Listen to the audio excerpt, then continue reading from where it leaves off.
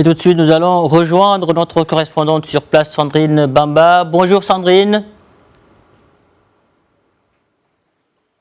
Bonjour Pape.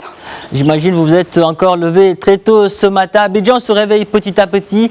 Quelle est l'ambiance qui règne sur place à moins d'une heure de l'ouverture des bureaux de vote?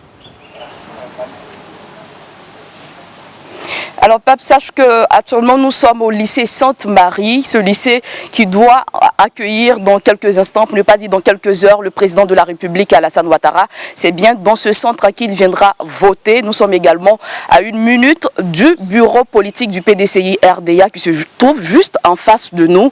Alors pour sortir de chez nous, pour venir ici à Sainte-Marie, je peux te dire Pape que la ville est calme.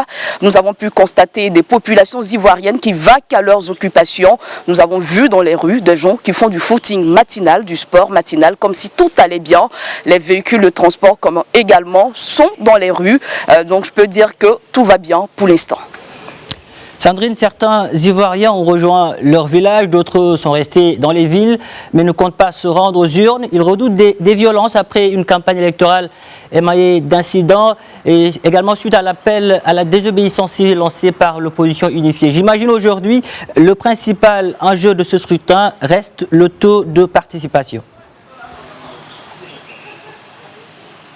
Effectivement, le principal enjeu de ce scrutin 2020, c'est le taux de participation. Vous l'avez dit, hein, l'opposition a lancé la désobéissance civile dès l'annonce de la candidature du président sortant Alassane Ouattara. Et donc, plusieurs villes de la Côte d'Ivoire ont enregistré des violences dues à cet appel au boycott pacifique. Et donc, beaucoup de riverains ivoiriens, pour ne pas dire abidjanais, sont allés vers l'intérieur du pays. Ces villes aussi qui ne sont pas exemptées de violences. Par exemple, hier à Yamoussoukro, il y a eu des violences, à Bonoa également. On a également entendu parler de violences à Gagnoa, à Abidjan pour l'instant.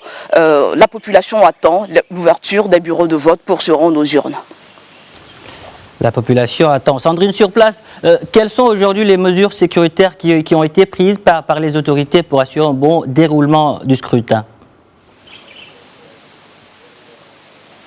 En termes de mesures sécuritaires, il faut noter que récemment, l'opération barrissement de l'éléphant a été lancée par le ministère de la Sécurité. Ce sont au total 35 000 forces de l'ordre et de sécurité qui sont déployées sur toute l'étendue du territoire national ivoirien pour la sécurité des Ivoiriens, également pour garantir l'apaisement de ce scrutin. Merci Sandrine pour toutes ces précisions. Je rappelle que vous étiez en direct d'Abidjan. Merci. Nous allons vous retrouver dans une heure, c'est ça.